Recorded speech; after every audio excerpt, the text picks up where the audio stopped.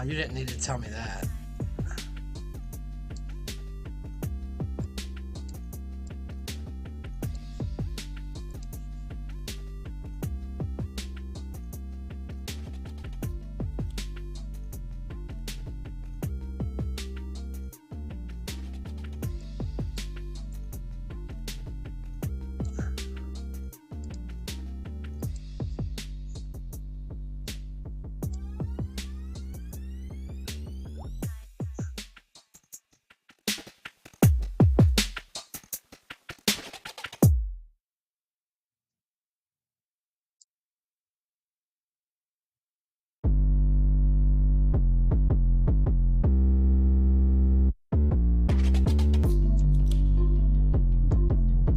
Yeah. I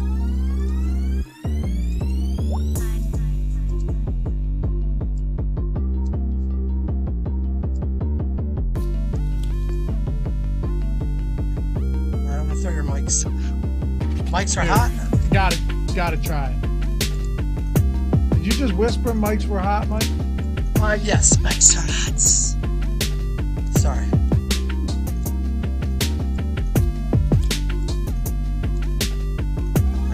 Dave, we'll go to you and. Hold on. Okay. You got me flustered talking about tomatoes. Hold on. 1 second. Hold on a second, okay?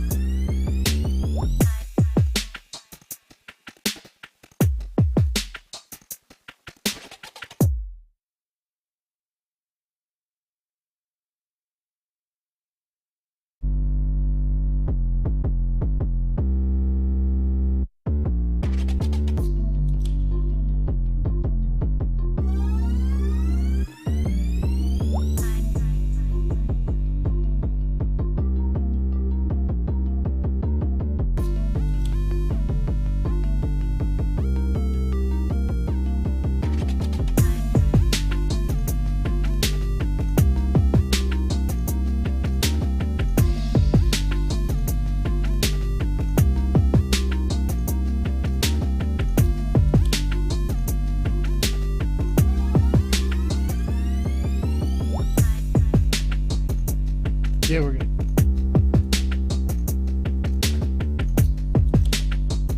Hey, good morning. Welcome to the Stochastic.com MLB strategy show. 8-game action. Again, another crazy. It's a Tuesday. We have 8 games because 48 of these start at 6 o'clock today. Kind of sucks. You know, if these were just maybe 4 p.m. games, I know they're not going to do that on a random Tuesday, but you know what I mean, Matt? Like, I like the 8-game slates. Don't get me wrong. But the unfortunate thing is there's nothing you can do with these 6 p.m. Like, it's so close to the main slate lock time that you're never going to have good prize pools for anything like that. Sometimes you don't even have contests sometimes for them. It's like they're just into the ether every single day. That's a great way to put it, man. I don't really get why they can't just make it like add them to the main slate on days like this. Like, don't always have to do it. I don't know how that shit works, so I don't really want to speak on it. But I'm with you. Like, it's a bummer. We don't see some of these teams on a main slate for like a week because of this. I wonder if they're, for real. I wonder if these contests are softer. The 6 p, like there is a slate for it. It's just they have to be because it's so small. Yeah, like 5K to first on the turbo. It's a 6-game turbo slate at 6:40 p.m. You know, $10 entry, MME, $15,000 prize pool. It makes you wonder. I guess I don't know. Maybe I'll dabble. But yeah, it's just so weird. Also, what is the rationale? Because this is a relatively new thing over the past few years that they started doing this.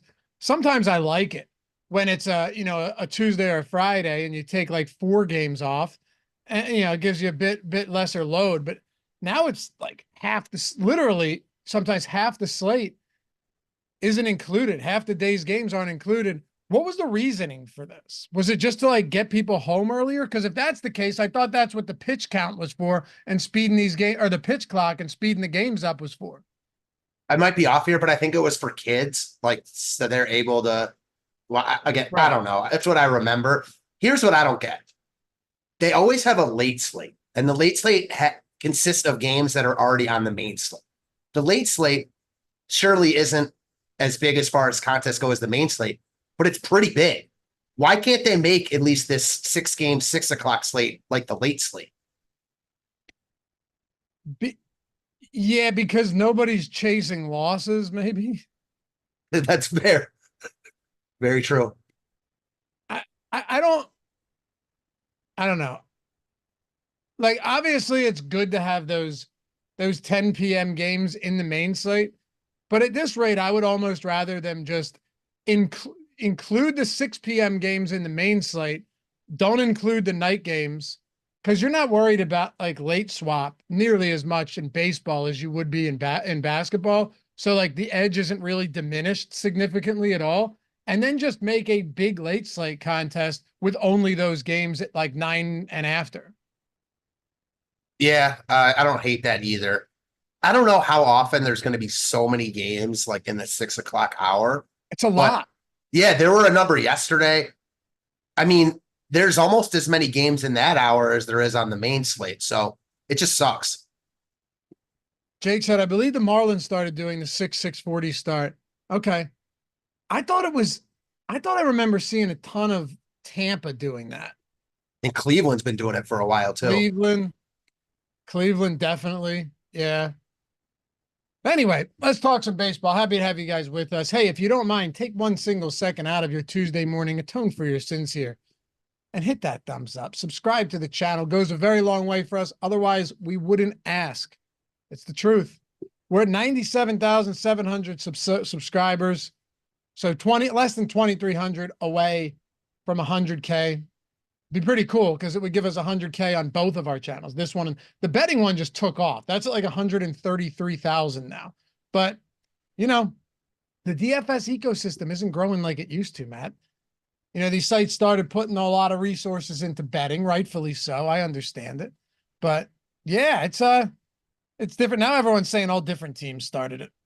I don't know, man. A lot more teams are doing it now than they used to. I think we can all agree on that. But hey, hit that thumbs up, subscribe to the channel, leave a comment down below if you're listening or watching. And why are the comments turned off on this? I don't know what this YouTube glitch is, but it's been quite annoying. And if you want to listen in podcast form, you know we're out there. Apple Podcast, Spotify, wherever it is you want to listen. And as Francisco Rubio said, do not forget to atone. Damn right, brother. All right, let's get into it. So, Matt, I mean, look, let's talk about the elephant in the room. Righties against Seattle, am I right? Yeah, I mean, when you're right, you're right. And surely that is prevalent on today's slate as well. Yeah, and I'm not even a victory lap from yesterday. I'm just saying, Matt sent me a phenomenal. No, you deserve the victory lap. You've deserved the lap. That was really funny, dude. It wasn't even a victory lap as much as I was like, nicely done. It was what is it? You're right, I'm wrong. You're smart, I'm dumb, which neither of which are true. But it's the fact where he's going up to what was her name in that? I can't remember. It's when he was talking to the girl, though, right? The from Happy Gilmore. What was her name? She was like the publicity chick, right? Like the PR. No, that's Philly Madison.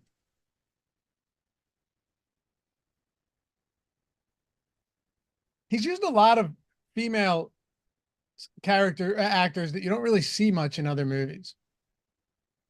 Also, whatever happened to the chick from, you remember the movie The Replacements? Yes.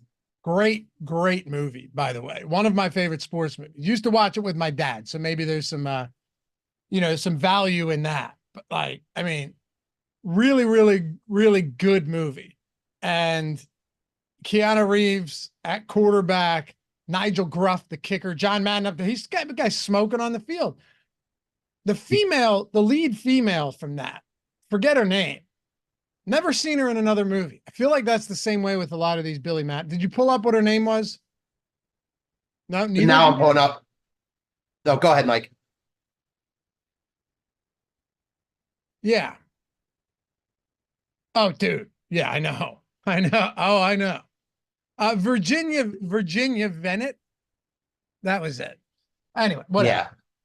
Yeah. Yes, but Strowman, dude, I had over 5.5 strikeouts at plus 120. So plus money on him. I'm like, man, he's absolutely dominated. He's gone 7 at 92 pitches. It's like, he got to come back out. Give me one more. Comes back out because he had 5 strikeouts. 3-pitch strikeout. And then on the next pitch, gives up a home run and he's out. So he got the strikeout on 3 pitches, gave up a home run in the next. I felt fortunate yesterday, but dude, it doesn't mean it's going to happen every time. Seattle or Clark Schmidt at home at Yankee Stadium hasn't been nearly as good this year. We know Seattle has some pop, but we have to start with Clark Schmidt today, coming off 2 brilliant outings. His strikeout stuff, his pitch location has been better this year. Crazy spin on his breaking stuff. I mean, this is where we start, Matt. I got to go back to Virginia Bennett real quick, just real quick. So I didn't even realize this. Did you know that's Julie Bowen from Modern Family? Do you watch that show at all? Never watched Modern Family. I know what it is. Yeah. Okay. Funny show. She's hot. I never even put 2 and 2 together. Okay, there you go. So the more you learn, I guess. Yeah. Going back to Clark Schmidt and the MLB talk, though. I mean, I don't know how you look away from him today. I'm more hesitant than you and probably the field because I haven't just been jamming righties against Seattle, but they strike out at such an outrageous clip. Schmidt has been very, very good. His actual numbers are good. His underlines are good. He's over-owned. So it kind of reminds me of Taj Bradley last night, where like, I think you could make the case to stack Seattle just because of Schmidt's ownership. But on paper, like if I were setting a season-long fantasy baseball lineup for today and had to pick one of these pitchers, like not even including price, I think you could make a real case that guy is Schmidt. You know what's going to end up happening now that you're on board? Of course. I mean, of course. And also, I've been playing a lot of Seattle, too. So you've got the combination of both. Right. Now that you're on board, Schmidt's going to get shelled. And then you're going to jump off, and the next righty to face Seattle is going to go complete game, 10K shutout. But I feel like I've read that book before. For sure. But it's not even that. Like, I'm pretty certain that you would have had interest in Clark Schmidt regardless of what happened yesterday. Yeah, you can't be that. I don't know what the word I'm looking for. That, not closed-minded, but that obtuse.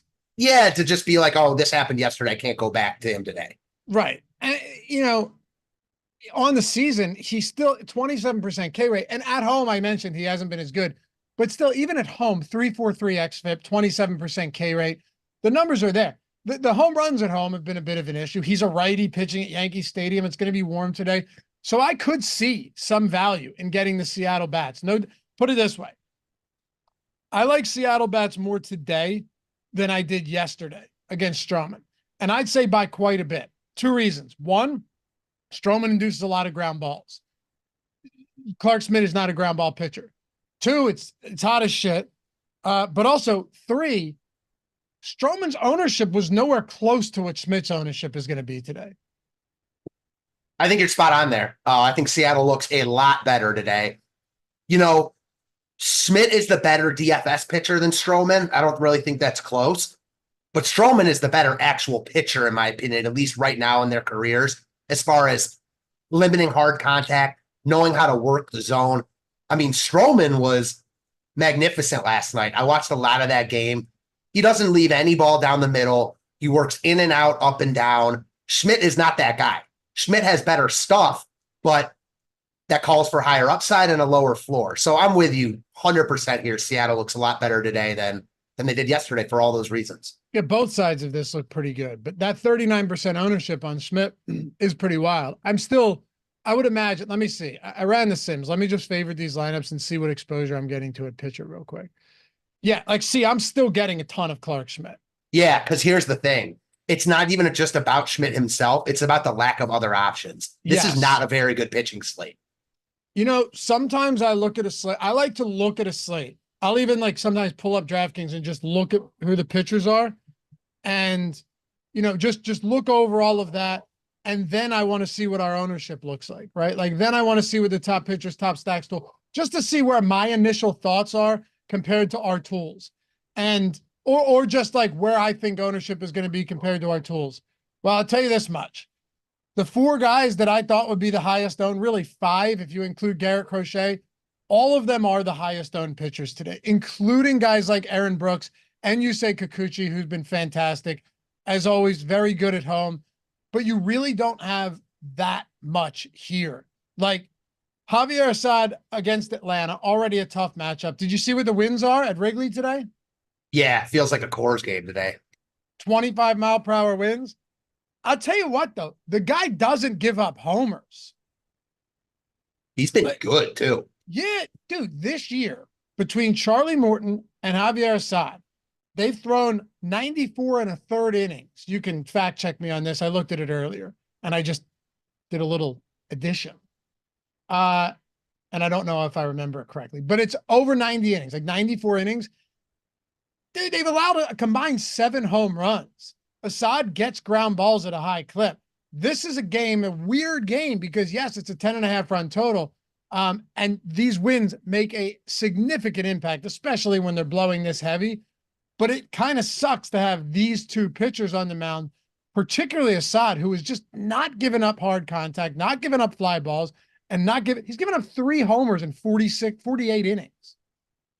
Yeah, I definitely think I know it's more of a play on the Braves and their talent than it is a play against Assad himself. I think more you're talking about potentially reasons to get away from the Braves. But at the end of the day, I don't think you'll disagree that they look like the clear top stack on the board. Yeah. Maybe you do disagree. Yeah. And no. I don't know. I mean, if you can generate a ton of ground balls and weak contacts, the wind just doesn't play as much of a role. But if I'm deferring to the tools right now, I'm getting a ton of Atlanta, and I'm not surprised. It's a 10.5 run total. So I get it. And I might just have to defer there. But in my head, I look at this, and obviously the Atlanta Braves are a stacked offense. But I also sometimes, and by the way, I have no interest in playing Assad or Charlie Morton in this spot. All I'm saying is these are 2 guys, particularly Assad, who, like, if you'd think one of these guys could handle difficult conditions with winds blowing out, Assad kind of has been that guy. And the Braves are going to be so high owned in like the 121, the 254 max. I think you're going to see guys like Olsen, Acuna, Albies in the 30% owned range. You think they'll be that high? I do. People will really want to get to this weather. It's the Braves. They just crushed Dylan Cease yesterday. I don't think the full stack will be that high owned, but I think the top bats will. Okay. Yeah. I think you're probably right. Especially because Baltimore, that game also has really good hitting weather. Big time rain potential there too. So I could see Baltimore taking some of their ownership, but it's likely that game gets at least delayed, if not postponed. Yeah, that does not look good. Sean said it's May. Wrigley weather not that significant yet. I mean, 87 degrees at first pitch. Yeah. Brother.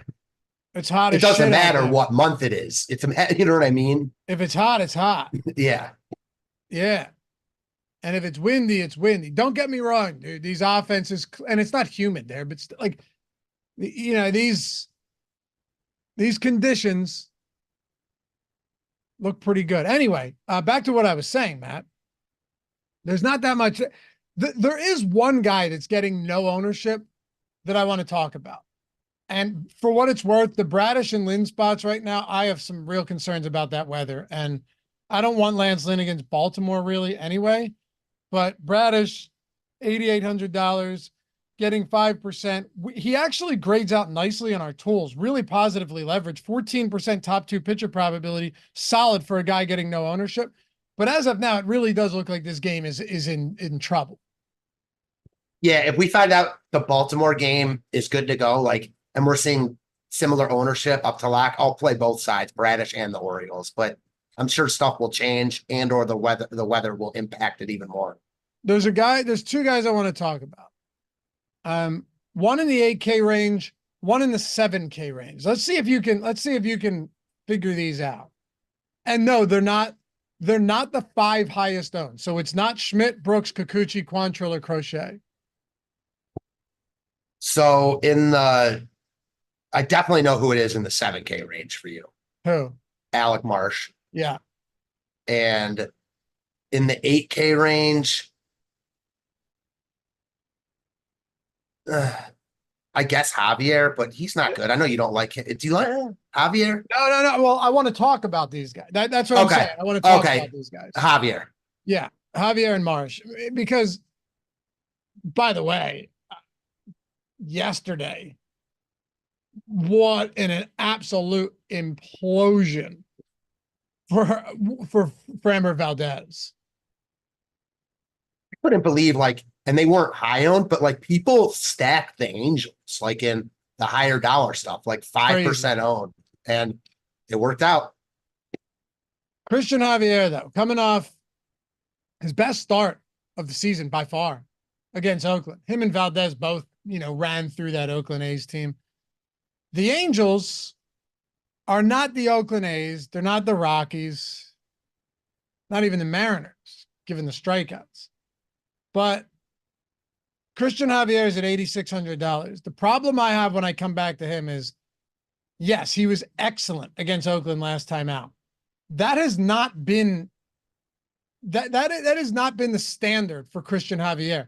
Not really even close. He hasn't been bad, but for a guy that's, above the mid 8K range, it's not like he's provided the strikeout stuff to where you go, hey, I don't mind paying almost 9K for this guy.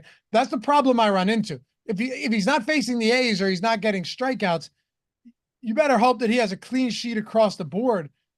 That price just seems up there to me, but options are limited today. So what are you doing with somebody like him at home against the Angels? And they're obviously favored. I don't love playing Javier, but I also feel like the industry is way more down on him than they should be, simply because of how expensive he was last year when he was unplayable. He's not great, but he's not bad either. And on a slate like this, when you've got really limited options and the ownership isn't going to him at all, and I still like the matchup. I know the Angels have been feisty lately. I don't care. He really stands out in the top pitcher tool. And I tend to lean towards that on slates like this, especially when we just don't have great options. So I don't think he's one of the best options, but I don't think he's as good on paper as Schmidt or Kikuchi. But if you're looking to get away from the ownership on Schmidt, or you don't want to play Aaron Brooks or Cal Quantrill, I think he's right next in line as the next best option. And not crazy to think that he beats those top guys either. I don't love Javier and I don't play him a lot, but on slates like this at no ownership, I'm intrigued. I get it. I am too. I think there's something there.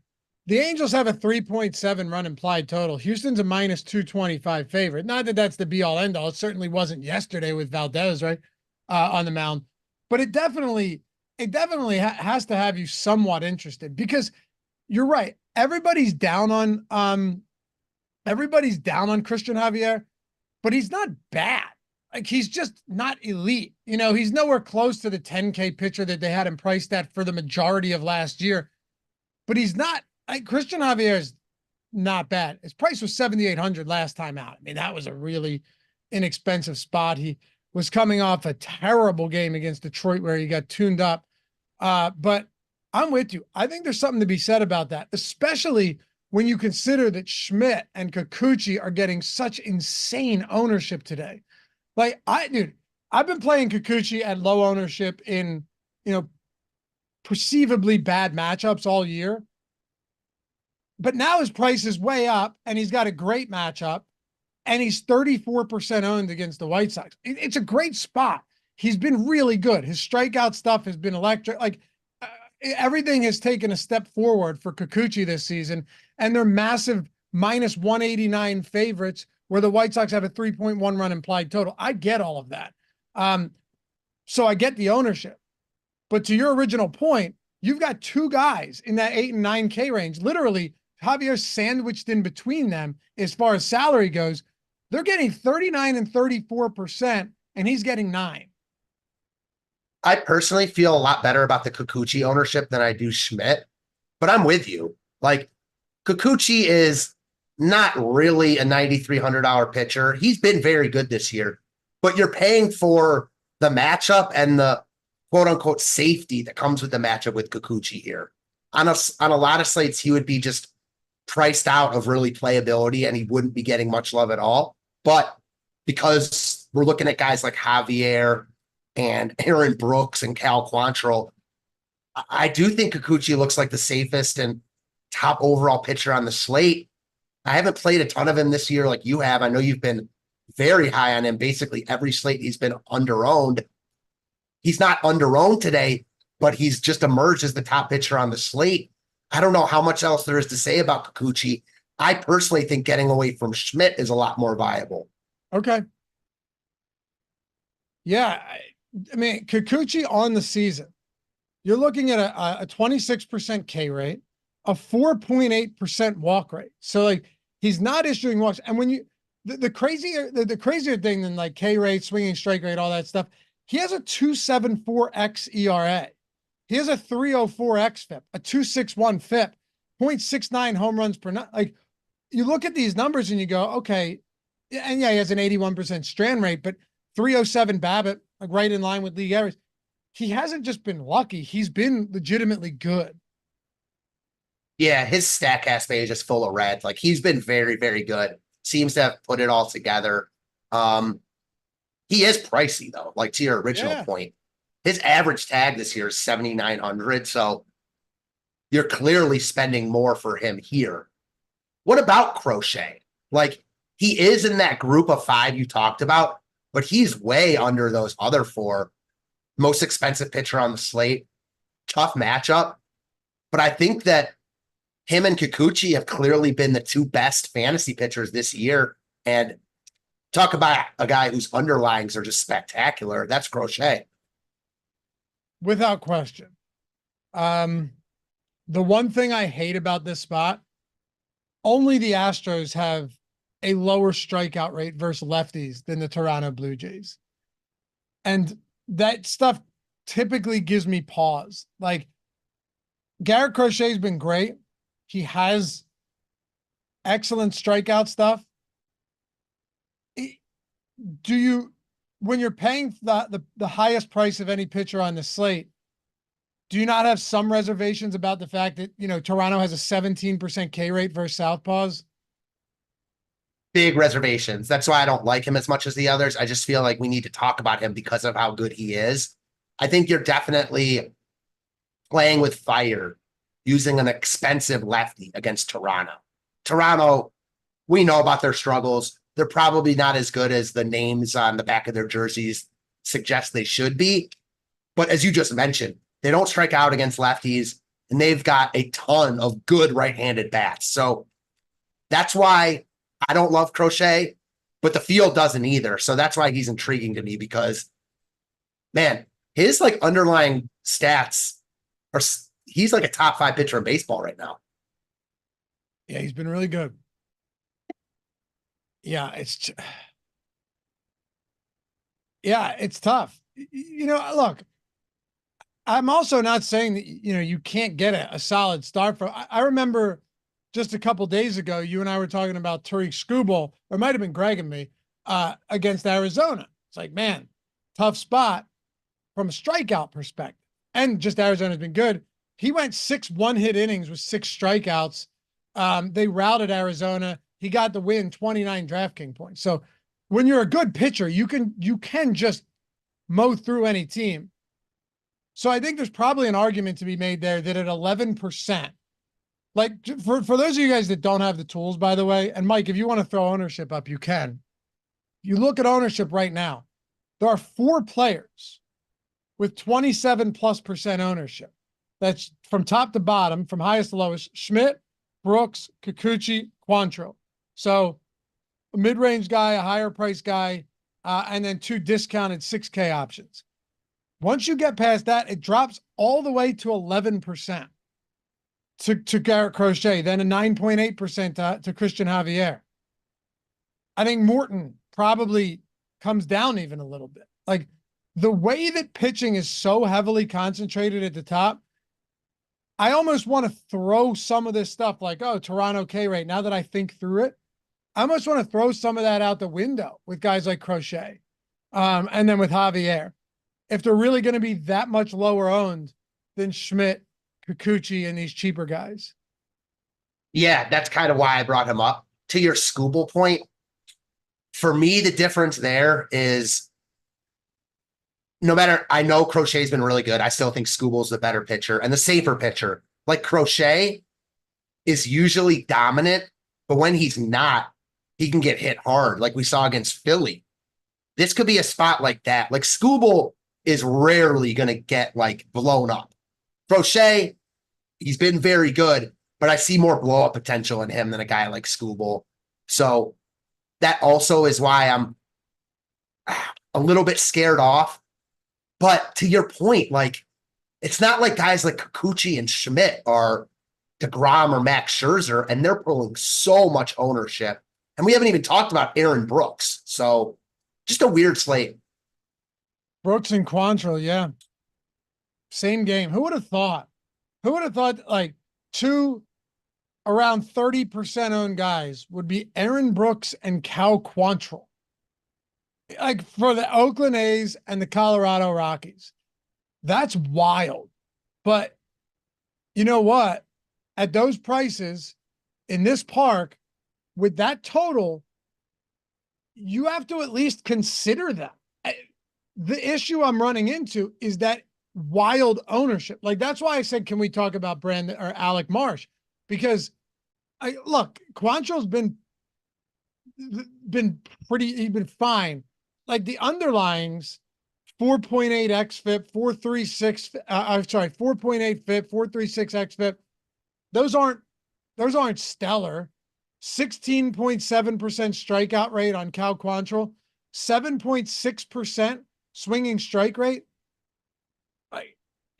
We're getting that. He gets a lot of ground balls. There's that 50% ground ball rate. Like, that's what we're going to at 30+% ownership. And then Brooks is another one, Matt, where you go, okay, fantastic matchup. 3.6 run implied total for the Rockies. Bad offense, great park, checking all of those boxes. But you're also talking about somebody that was, in Korea a couple of years ago. He hasn't pitched in the major league since 2022. He threw 9 innings. I just want to put things in perspective. Like, this is kind of what we're dealing with here. He really struggled in the minor leagues too. I know we'll probably head into bats after this, so it's kind of a nice segue. The last time, or the first slate that Brooks was on this year, which was also the last time he was on a slate because he's only pitched once, Houston was about as chalky of an offense as you'll find. I mean, upwards of 20 to 30% in the smaller field, high dollar stuff. And now, because of one good start in the matchup, the field is completely jumping ship to what is the second most popular pitcher on the slate in Brooks. I really like the Colorado stack, just going against that ownership. He's not good. He got by with smoke and mirrors last start. Maybe he does the same tonight, but there is absolutely no reason he should be this popular. I'm shocked the tools have him this high. I like Quantrill more, but not much more. Like, he's also pulling ownership. He's also been getting by with smoke and mirrors. Everything you said rings true. So it's a great ballpark. These offenses stink, and we don't have a lot of good pitching options. The ownership is just not even there. Way, way, way too high in my eyes. I'd rather play the bats in this game, knowing that it's not going to work out all that often. But when it does, you're just getting so much leverage on the field. Listen, I get it. I mean, plus, you're not just getting leverage there. It allows you to pay up for 2 pitchers. Right. I'm not saying you'd necessarily be getting leverage on like high-owned pitchers, but you wouldn't, like, by playing the cheap stacks, you no longer have to play the cheap pitching options. So how much how many, I should say, lineups are we going to see? This is why I like the strategy show, because we can just kind of talk through this, think through this. And obviously, as always, guys, provide your thoughts in the comments and chat. I'm always paying attention. Or in the I Discord. already know where you're going with this. Sorry, I didn't mean to cut you off. You're good. You're good. All right, where am I going with this? How many lineups are we going to see with one of Quantrill and Brooks and Schmidt and the Braves? Yep. Probably a lot. Probably a lot. And I'm not saying don't do it. All I'm saying is it's got to be a wildly popular combination today.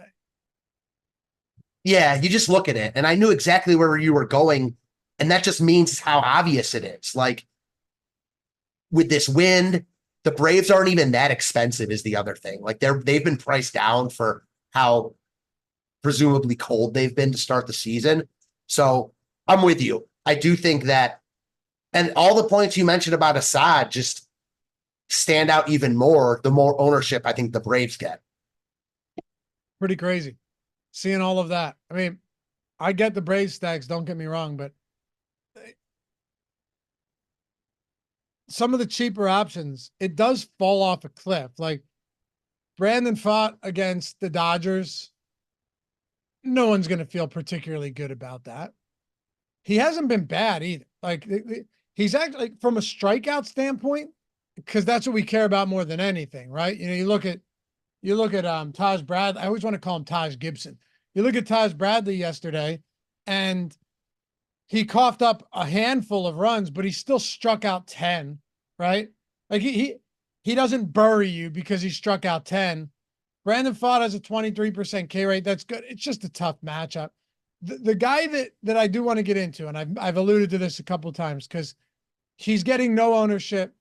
Quantrill's getting a lot. Brooks is getting a ton. What do you make of Alec Marsh today against the Detroit Tigers? I like him here. I think I like him about as much as I could like Alec Marsh, considering he's another guy that is clearly getting by on some smoke and mirrors. His underlyings aren't nearly as good as his actual numbers. You know what he did last time? You know what he did last time out, though? Against Seattle, right? I just had to throw it out there because it was against the Mariners. 7 strikeouts, 5 1-earned innings. Yeah. And you liked him that day too.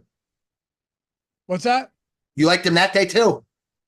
Yeah, I mean, it's becoming a theme here. Yeah, you like the pitchers against Seattle, and you also happen to like Marsh a little bit. So last week was like a, whatever it calls it, divine intervention. Yeah, the reason I like Marsh is not really about Marsh himself. It's about that he's not Cal Quantrill or Aaron Brooks. He's in maybe a little tougher of a matchup against Detroit. Like, Detroit is better than Oakland and Colorado, but still a good matchup for Marsh. And the trend on this slate is that a lot of these guys' underlyings are worse than their actual numbers. So, yeah, that's true with Marsh, but it's true with a bunch of the other guys, and Marsh isn't getting ownership. So I'm right there with you today. And his underlyings aren't terrible. Like, it's a No, great point. FIP, a 3.42 FIP. Look, 21% strikeout rate isn't great, but he doesn't have a wildly elevated walk rate. He's allowing 0.73 home runs per 9. So he's done a good job of limiting power. 7% home run to fly ball rate. Those are all numbers that I can live with, right? Not a ton of hard contact. I'm just, look, you make your own decisions. We all do, right? No doubt about it. But only 7% barrel rate, by the way. I'm throwing it out there because he's 3%. And yes, he's more expensive than those other guys, but not by a ton. And he's 3%. Cal Quantrill and Aaron Brooks are 30% today. Yeah, I mean, we see this eye to eye. Like, it doesn't mean you have to play those guys and you can't play Quantrill and Brooks, but pitchers like that should just never, ever be that high owned in my eyes. Yeah. Bug Boy said, I mean, both sides, the bats are cheap. Both sides, the pitchers are cheap. One could reasonably expect that if one side fails, the other side reaches value pretty easily. Yes and no. That's exactly what I was going to say. I mean, I'd say it's like there's several variables to that.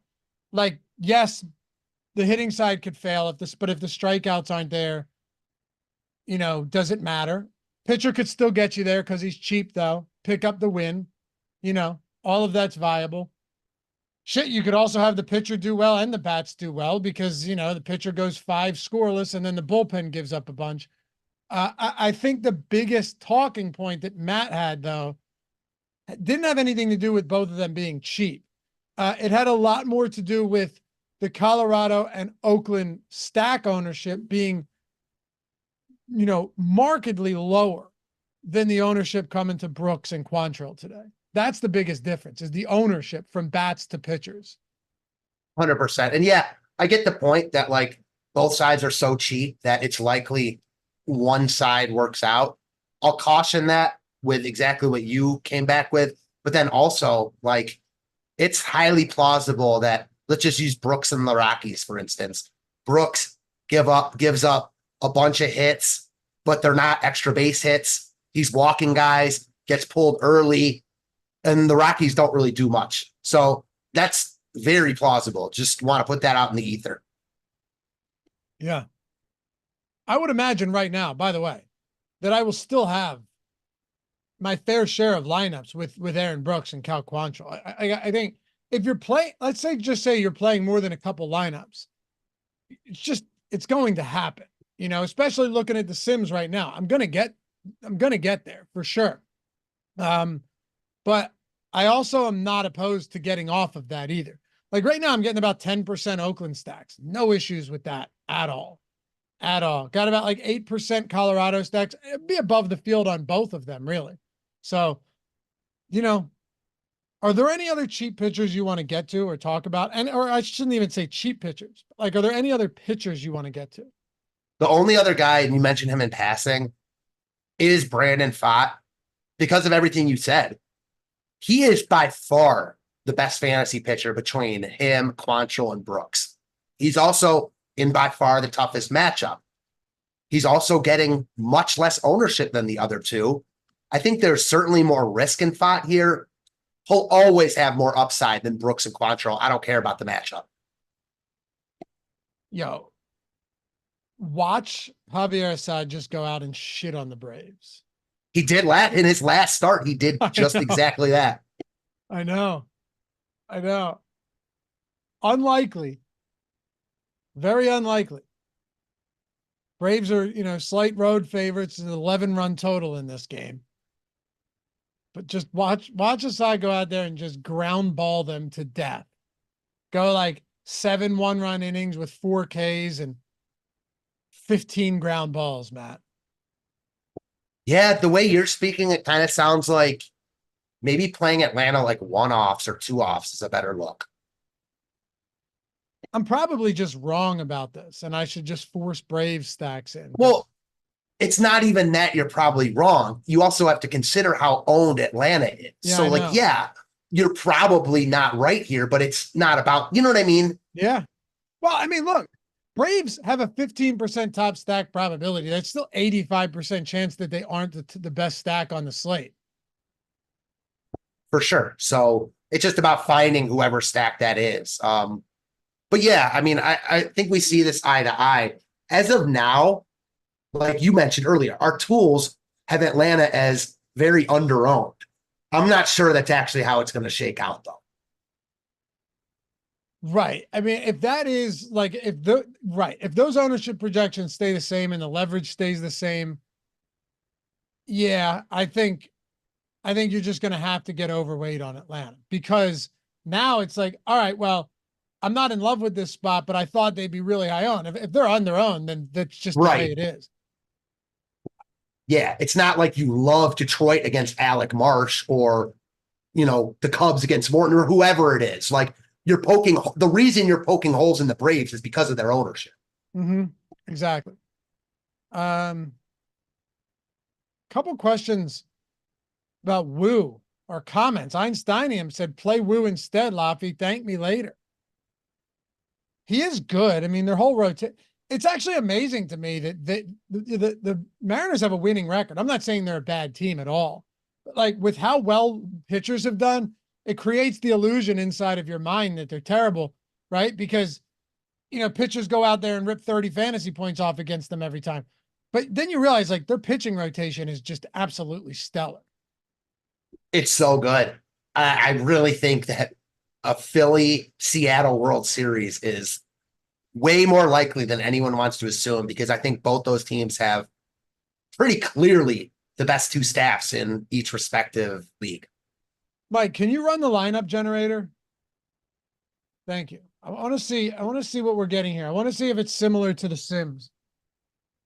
That would be interesting. Then we can get into some stacks here. I think here's a cool thing about this. We've already talked about a lot of stacks we liked without actually, navigating over to that specifically as a segment yet. So, yeah, like I think that the lineup generator gives us something similar. Matt, if I had to guess, you're going to see a lot of Clark Schmidt, Kikuchi, Brooks, maybe not as much Quantrill. Let's see if there's any contrarian spots. Mike, just do DraftKings main. Go to all stack types, go to all lineups, and then skip locking anybody in. And then do me a favor. Instead of looking at the ownership and an optimal projection and everything, scroll down, just save the first 20 lineups you see. Obviously, you guys know with the lineup generator, you can lock players and select what type of lineups you want to build, discard the lineups you don't want, see how optimal the projection is, see what the ownership is, how chalky, contrarian. Then once you save them, see all of your exposures, stack exposures, all of your lineups in one spot. Really awesome tool. Best like entry-level tool to put you on the way to making better lineups than you're making now in the industry. Hands down, for the price, is the lineup generator. If you ever want to check it out, by the way, links in the description and in the chat. Users have just had awesome success with it. So I always feel great talking about it. I think you'll love it. And at that price, if you don't, you're not going to beat yourself up over it, but you will. And you're going to build better lineups than you've been building by hand. Shit, even if you're using it as like a complementary piece, right? Like as a companion piece, because you can swap players and you can make adjustments and you can pick the lineups you want. And we're already throwing all the bad lineups out. We're generating thousands of lineups and only giving you the ones that for us grade out as the top 1% of all of the lineups for the day. So even if you just blindly chose them all, you're getting plus EV quality lineups going in, and you can upload them straight to CSV as well. Also, it's optimized for your phone. Link in the description and in the chat. But let's check this out. All right, Matt. So yes, Clark Schmidt, then Kikuchi, Quantrill. Scroll down a bit, Mike. Brooks.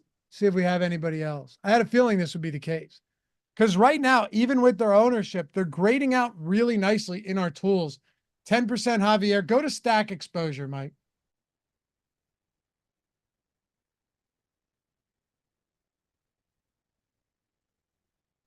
Yeah, look at that, dude. So we are right now, it's just full stacking Atlanta and Chicago from that game, Matt. Yeah, I mean, given our ownerships, I don't think that's all that surprising. We have both teams, or at least Atlanta, coming in very, very under-owned, and Chicago's cheaper than them. I'll just caution that I don't think these ownerships hold. It's early. We do these shows early. And I could also see this being a type of slate, and Greg and I talk about this a lot, where like, if you're playing 150, I think Atlanta's the team, at least as of now, you want to just jam in. But you got to be cognizant of what type of contest you play. Like, I know the stuff that I play in, the Braves are going to be much, much more popular than this. Doesn't mean they're bad plays. Just means you have to kind of put that into your conscious. You know what I mean? You just have to know that.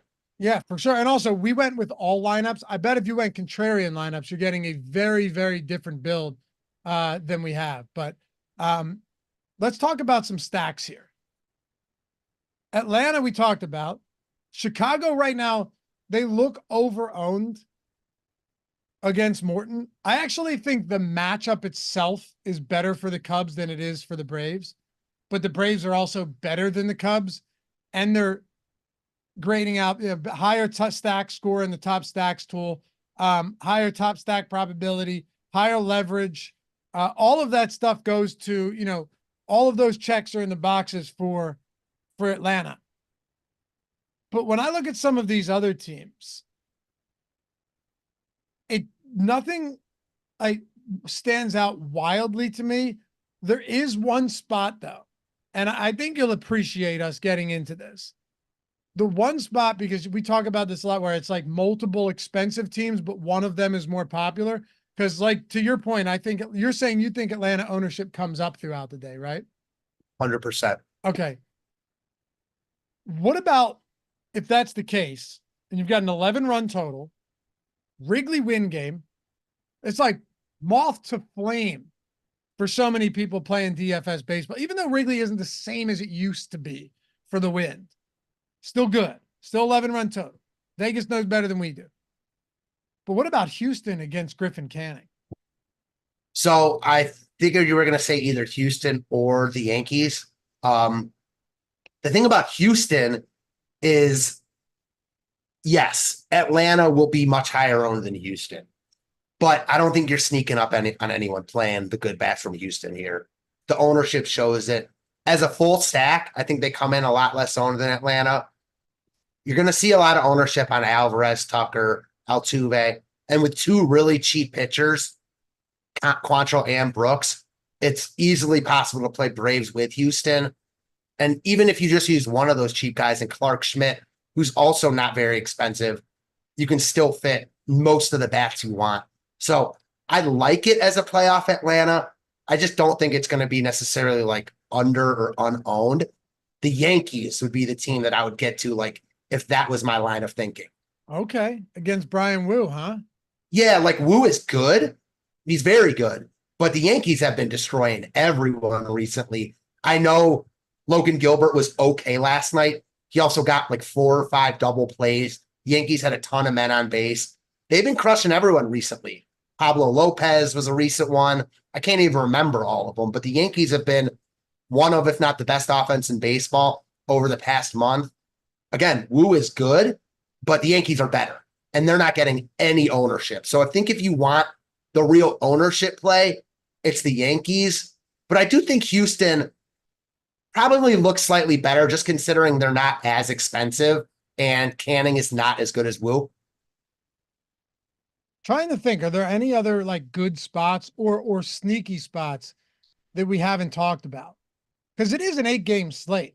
And to your point earlier in the show, there's not a lot of quality pitching that we're looking to get to here. So then it just becomes like, what are the other spots, if any, that stand out? So for me, it's Colorado #1 for sure. And then I can't help but at least look at Seattle in this spot. Again, Strowman was really good last night. They actually got to the Yankees bullpen. They scored 4 runs in the top of the 9th off Clay Holmes.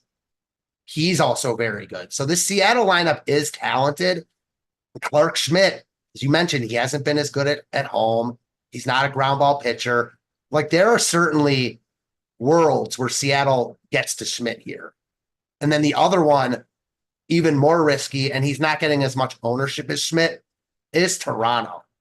It's everything you said. I was going to ask you about that, because Crochet has had a few games where he's gotten blown up. Yeah. Now, the main one was against the Phillies, and they're just amazing. So that is another offense that can get to anyone, kind of like the Yankees. Philly, Minnesota, and Cincinnati. Those are the teams that got to Crochet? Yeah, 5+ earned against all of them. 3 home runs against Philly, though. None against Cincinnati, 1 against Minnesota. Okay. So, yeah, I mean, it's what you said about Toronto earlier in the show. They don't strike out against lefties. And kind of like Arizona, this is a lineup built to hit left-handed pitching from Vlad, Bichette, Justin Turner, Danny Jansen. They've got a lot of right-handed bats with power. I think the reason I won't end up on Toronto is because they're kind of pricey and Crochet isn't getting ownership. So while I think their upside is right there with Seattle, I'd probably just rather play Seattle. Okay. And, I'm looking, oh, by the way, Marcus said, I can't thanks the cast team enough for the daily content, consistency, and laughs. Thank you, guys. Thanks for watching, man. Can't do it without you. And BD said, I know nothing about baseball DFS, and the lineup generators definitely made me more money than what I was doing before. That is what I want to hear. That's what I want to hear. Yeah, the cool thing about a lot of these tools, whether it's the Sims tool or even the top stacks and ownership or the lineup generator. You can do all of them for a week or a month. It does, you'll see down there in the description or chat. The cool thing is a lot of times you don't need to know the sports. Like if you're just getting into it, this will give you good lineups and you don't have to feel like a moron. Looking on FanDuel for a moment, Matt, I don't see anything that's just like crazy different. You still have Atlanta with the highest stack score. Baltimore second, or one of the top, but who knows if that game even plays. Both on DraftKings and on FanDuel, though, there is one other spot that's standing out. And I'm wondering if you have any thoughts here. And that would be Detroit Tigers against Alec Marsh.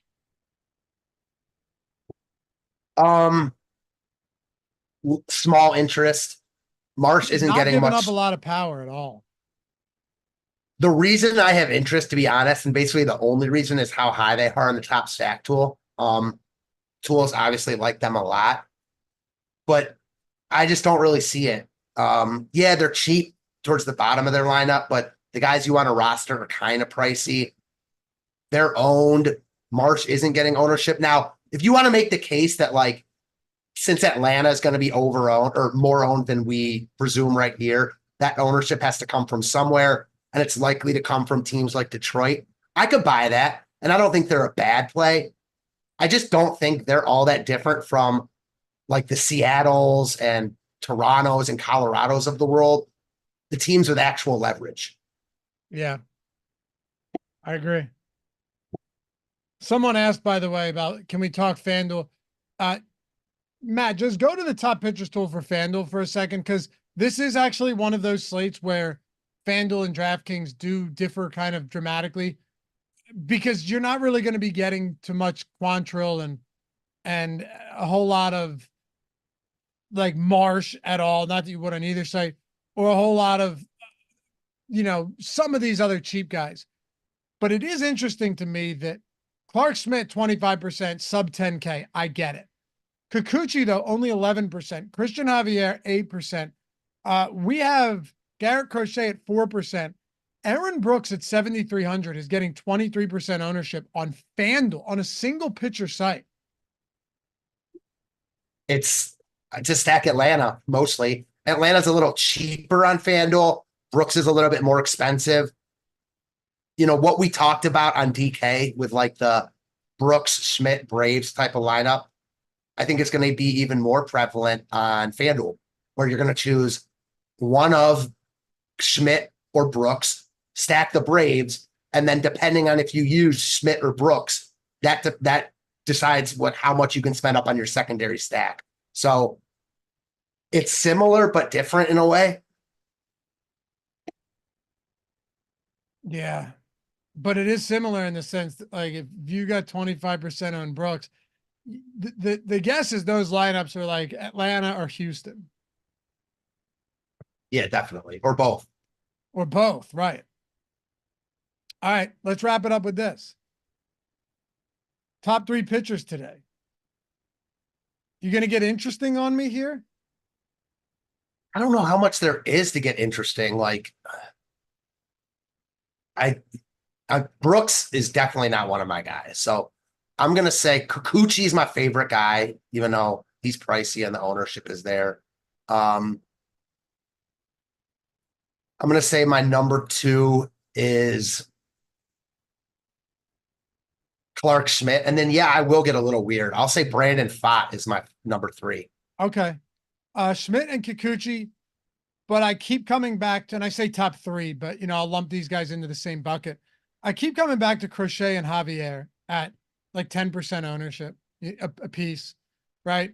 When Schmidt and Kikuchi are 39 and 34% owned respectively, they should be. They're great players in great spots. There's no doubt about it. Both of their opponents have, sub 4 implied totals, 3.4 or 3.1 in some spots for the White Sox. But Javier and Crochet, one of them has a good matchup. The other one doesn't, but is really good and has good strikeout stuff. So those are two spots that kind of stand out to me. And I think you would agree that if the ownership holds throughout the day, 10% owned on both of them seems real low when Schmidt and Kikuchi are as popular as they are. Yeah, totally agree there. I want to flip it back to you with a question I forgot to ask during stacks. Shoot. What do you think is the better spot? I think they're damn near identical. Colorado against Chalky Brooks or Seattle against, popular Schmidt. So let me just break down the case. So on one hand, Seattle is clearly better than the Rockies, but Schmidt is clearly better than Brooks. So everything almost evens out in my mind. Do you see it the same? Yeah, I do. I think I'd still go Seattle here. Just because Colorado's so bad in a bad ballpark, I was leaning that way too. Yeah, right. I mean, that's definitely two of the biggest factors for sure. But yeah, Yankee Stadium, particularly for lefties, and it's not like you have a ton of amazing lefties in this lineup, but there's still some pop from the left side of the plate here. And I think the Seattle Mariners are just one of those teams where I love getting the specifically right-handed pitchers, but pitchers against them, right? That have strikeout upside or can pitch deep into games like Strowman. But also, I don't mind ever stacking a team like Seattle because they do have pop. Like this offense isn't amazing, but if they get going, Matt, there are a handful of guys that can win a tournament for you in Seattle. Definitely. And JP Crawford came back yesterday. He pinch hit and then played the field. So I presume he'll be back. And Jorge Polanco could be back tonight. Not amazing hitters, but two good hitters from the left side would only make me like them more. And I'm just going to go back to what I said when I think it was Bug Boy said about both sides being cheap in Colorado, Oakland. I just think there's so many times where Brooks isn't very good, but the Colorado stack doesn't get there either. Yeah, I think it's very possible. Yeah. Yeah, pitcher can be inefficient and not give up a lot of runs, not be good, and the bats don't do much either. Top three pitchers stacks before we go. I think you got to have the Braves number one. So I will. And then I'm going to go the two teams I just talked about, Seattle and Colorado. Yeah, it's kind of tough, isn't it? No one looks great besides Atlanta. Right. I do like Houston, though, at home. I think those bats are really coming around.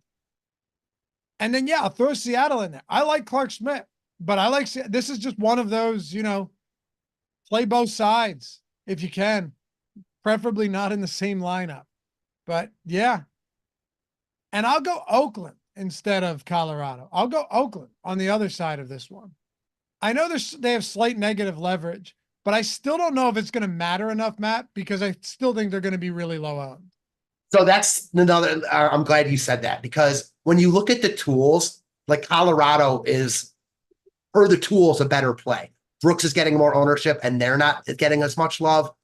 But like when you're talking about a team getting 6% ownership, does it really matter? I'm with you. Right. Yeah, exactly. Like, is it that big of a difference? Plus, Quantrill's still getting close to 30% himself. Yeah, and Oakland's better than Colorado. I think that's for sure right now.